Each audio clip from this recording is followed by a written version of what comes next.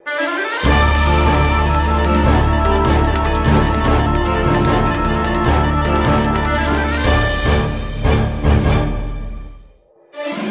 araw! Narito naman ang mga lagang kaganapan at makabuluhang impormasyon sa ating syudad mula sa kauna-unahang digital news program sa lungsod ng Olongapo. Ako si David Bayarong at ito ang Batanggapo News TV. Para sa ating headlines, libreng pneumococcal vaccines handog para sa mga senior citizens. Bagong opisina ng BIR, pinasinayaan. 60 seconds with City Assessor's Office Head, Jesus Ordillas Jr. At para sa balitang sports, Pacman, wagi na naman. Bakuna kontra pneumonia tinanggap ng mga senior citizens sa lungsod. Ang ulat mula kay Cathy Mancao Ramos. Maagang nagpalista ang 1,000 mga lolo at lola ng Olongapo upang makapag-avail ng libreng anti-pneumonia vaccines. Ang programa ay handog ni Senator T.G. Ginggona at ng Kaya Natin Movement at suportado ni Mayor Roland Paulino sa pakikipagtulungan ni dating kagawad Luigi Lipumano at mga ahensya ng lokal na pamahalaan. Bali po kasi kasamahan namin si Senator T.G. Ginggona sa Kaya Natin Movement na meron din po silang programa para sa health. So nag-alat po sila ng 1,000 vaccine para ho sa ating senior citizen. Kasi po alam po natin ang mga may edad, ang mga senior citizen, prone po sila sa pneumonia since matatanda na po sila, mahihina po ang kanilang mga resistensya. Kaya po itong pneumococcal vaccine ay napakalaking tulong sa kanila panglaban po sa sakit na pneumonia.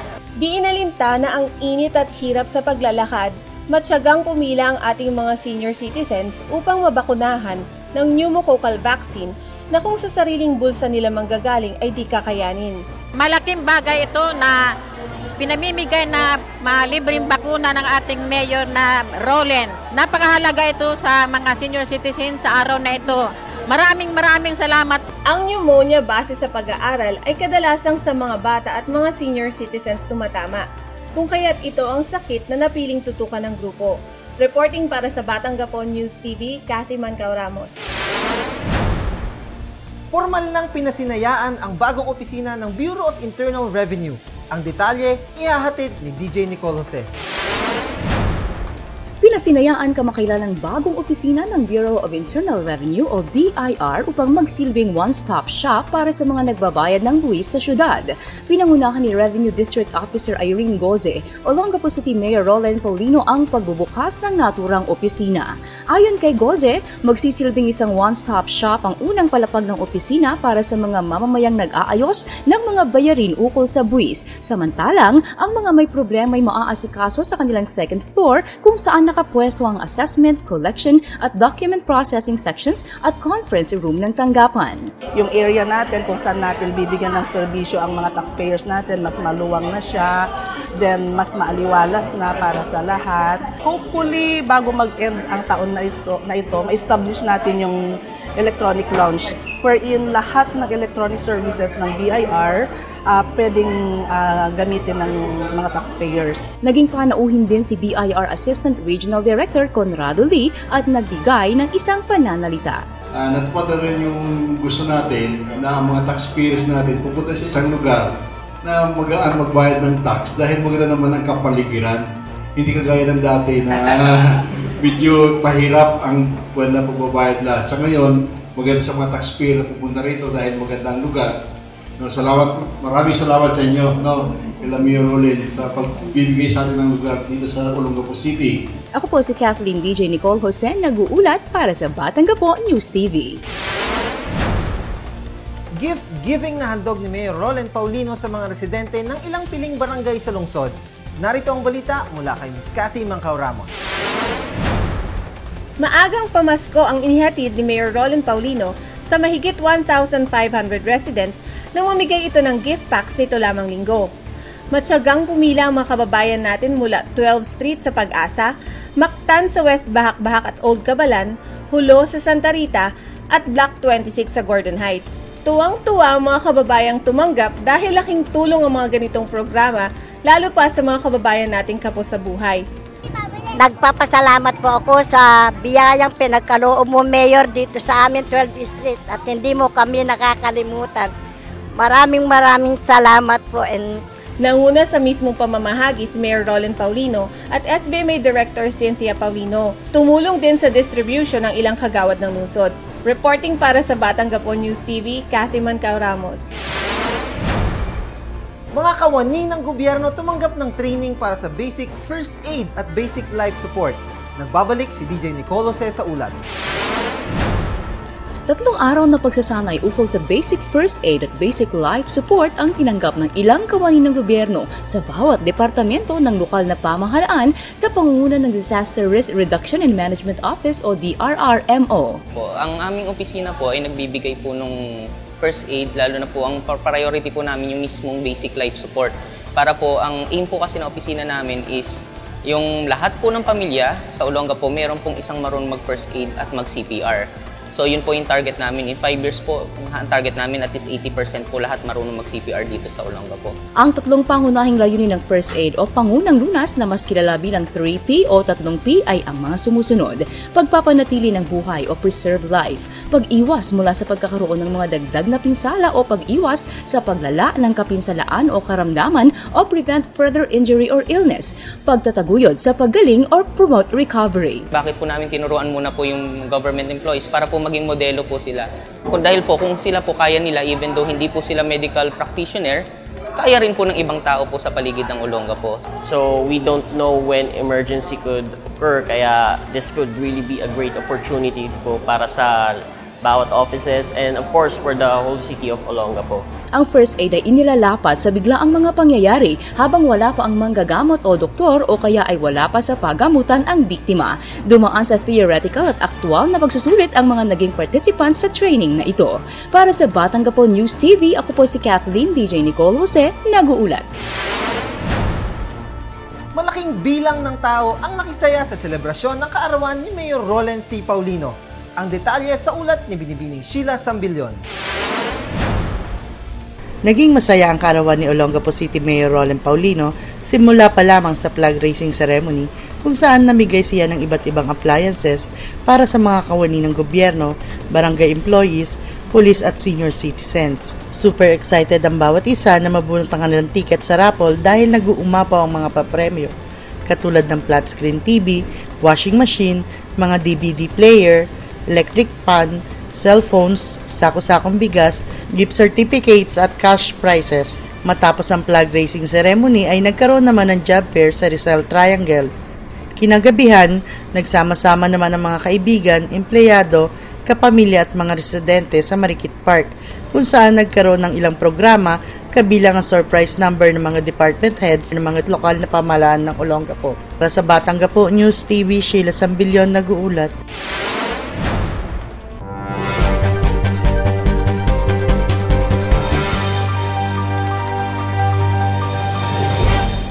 Sino si Jesus Ordillas, isang best friend. Madaling pakisamahan, madaling lapitan, sayahing tao, madaling magtiwala, pero tinitingnan ko anong makabubuti para sa samahan.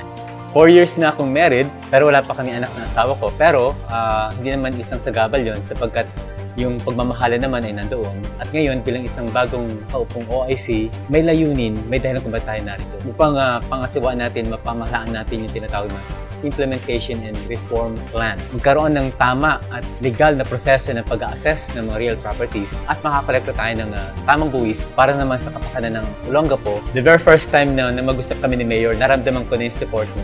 Bilang aprobadong tumatay yung OIC, nalaman ko na sa kanya yung pagtatangi niya sa isang kawani na merong takot sa Diyos. I-assure po namin kayo ng aming pangahensya ay mag-deliver ng quality services sapagkat isa po sa aming pangunahing adhikain ay mabigyan kayo ng tama, wasto at makatarungang panililbihan.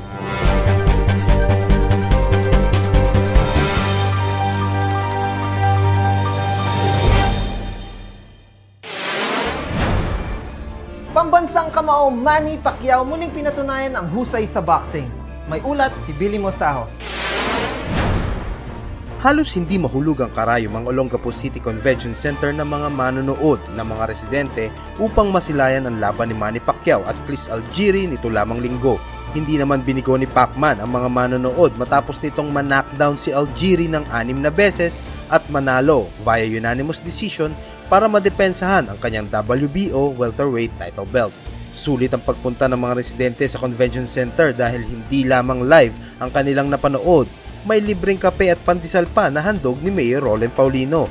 Matapos ang laban ay umasa ang lahat na si Floyd Mayweather na ang makakalaban ni Pacquiao sa susunod na taon. At yan ang balitang sports para sa Batanggapon News TV, Billy Mostajo nag-uulat. Para sa ating ulat pang kabuhayan, narito muli ang napaka-energetic na si Michelle Mortel. Isang magandang araw sa inyong lahat at hello mga Olongapeño! Nakaka-bad vibes ba ang araw na ito? Well, don't worry kasi nandito na naman ako para sa mga good news na magpapa-good vibes sa inyo. Mula sa Public Employment Service Office at SBMA Labor Center, narito po ang mga available jobs for you here and abroad.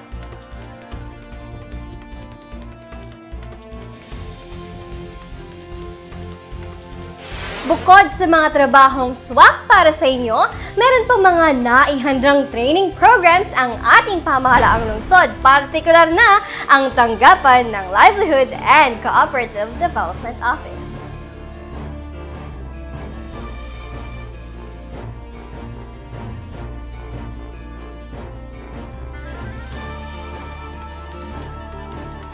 Ito po si Michelle Mortel at magsama-sama po tayong muli next week dito lang sa Ulat Pangkabuhayan.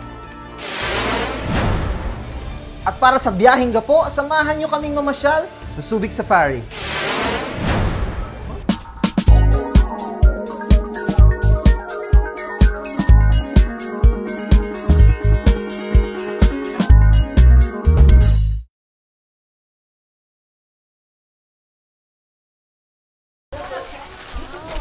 Hello po, hi, good morning. Ticket. One ticket. Yeah, opo. Thank you. Yan, may ticket na tayo. Andito tayo sa Subic Safari. Sabi ko sa inyo, nature tripping tayo ngayon eh. Puntahan natin at pumasok tayo para malaman natin at makilala kung sino yung mga animals na nandirito. Tara, samahan niyo ako.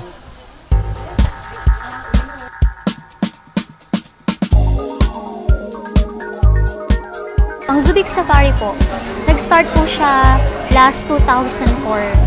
So, ibig sabihin po, we are celebrating yung 10th year anniversary po namin this year, 2014. So, ang may-ari po ng Subic Safari is si Mr. Robert Laurelio Pangco. Yung pong boss talaga namin is mahilig po talaga siya sa animals. Ito pong Subic Safari, kumbaga, ito po yung mother company niya. So, ito pong Subic Safari, ito po yung unang tinatag. Sabi ko nga po, 2004, nandito na po siya. So, nandito tayo ngayon sa Subic Safari at nandito tayo sa kanilang animal show. Everybody's enjoying, all the kids are having fun, and the animals are really great. So, samahan niyo ako, nood tayo. Hindi lang different animals ang makikita mo sa animal shows nila. Meron ding mga interactive activities kung saan pwedeng mag-participate ang mga audience to have a closer look. Halaka, kuya!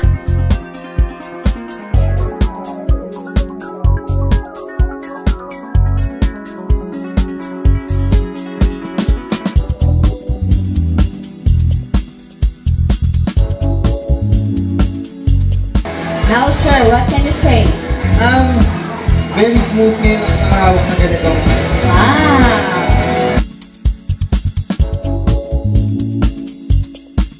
Makita nyo, very witty itong bird na to kasi kinukuha niya yung barya and then he puts it on a coin bank.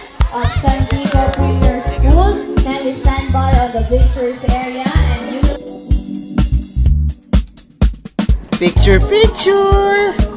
So ngayon may experience natin yung isang animal na rito sa may Subic Safari, which is the bear cat. Sabi nila, very friendly to and iba yung skin niya and iba yung amoy niya. That's right. Ito yung... Yan, ito yung bear cat. So, hello. So, ang Subic Safari po is a 25 hectares land. And meron pong 11 attractions to visit. Meron din po kaming Serpentarium. Ang Serpentarium naman po, it houses several breeds of reptiles such as snakes, lizards, and turtles. Ate, nawawala yata yung isang ahas. Takbo! Sa drive-thru attraction po, nandito na po yung highlights ng park natin, yung Tiger Safari Ride. But before that, bago po tayo makapunta doon, kailangan po natin sumakay ng zoo train po namin. Yung zoo train po namin, it will take you around the park. So we really need a vehicle to go inside kasi nga po 25 hectares land ang Subic Safari. So una po nating bababaan yung Subic Cave, Forbidden Cave. Yun po yung mga caves kung saan makakita tayo ng mga preserved animals. Then after that is the highlights of the park, Tiger Safari Ride. And syempre po yung pinakabago po namin ngayon yung Lion Safari Ride. Ang Tiger Safari Ride po and Lion Safari Ride, same scenario po. Tiger Safari Ride, papasok po tayo sa mini hunting ground ng mga tigers. Kumbaga, kayo po ang ikukulong namin dito, then mga tigers ang nakakawala. You're going inside the mini hunting ground of the tiger, then kung gusto natin mas exciting yung ride natin, dito po yung nag-a-avail po yung mga guests namin ng chicken, bucket of chicken for tigers enrichment. So, kumbaga po, gagawin natin pang-attract yung chicken doon sa tiger. Lalapit po yung mga tiger sa jeep, dadamba sila, lalapit sila, or even jump over the roof of your jeepney.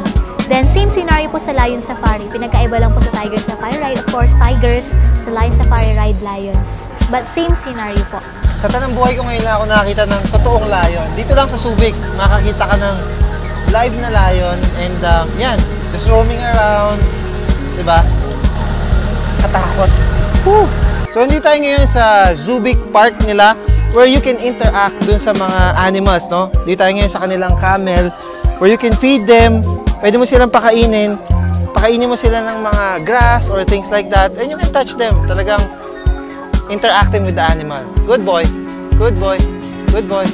Ang Subic Park po, nandyan po yung mga farm, exotic to wild animals po natin. So, sa Subic Park po dyan yung pwede tayong mag-feed with the animals, pwede natin silang pakainin, pwedeng hawakan. So, yun yung po yung kaibahan din namin sa ibang theme park or ibang zoo. Ang Subic Safari po, we are proud to say that you can have close interaction with the animals. At dito sa Subic Safari, meron din silang zipline! Yahoo!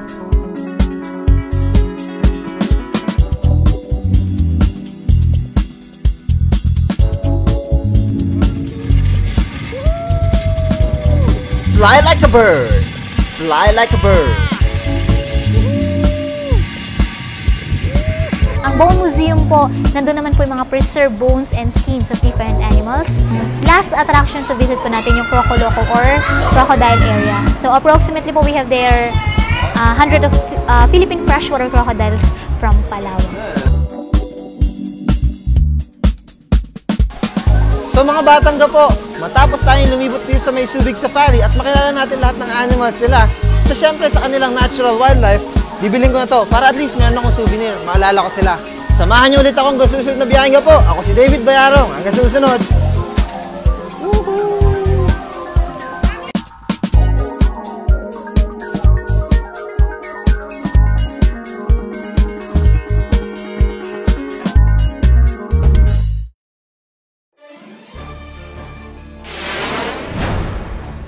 Pinaghahandaang muli ng ating lungsod ang taunang City Fiesta.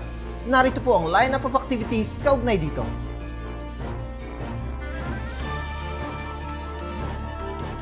Muli na naman ninyong masaksihan ang mga pangunahing balita na nakalap ng ating mga kasama sa loob ng isang linggo. Panahon na ng taglamig. 4 weeks na lang, Pasko na. Para sa mga updates, ugaliing tumutok sa balitang hatid sa inyo ng Batang Gapo News TV. Para naman po sa may hilig makinig ng radyo, tumutok po kayo sa Batang Gapo News Radio Mayor's Report at Usapang Bayan tuwing Biyernes dakong alas 8 hanggang alas 11 ng umaga sa DWHL Apo Radio 756. Make Batang Gapo News TV a habit para sa iba pang kaganapan, maaari niyo po kaming sundan sa Facebook/Olongapo Public Affairs.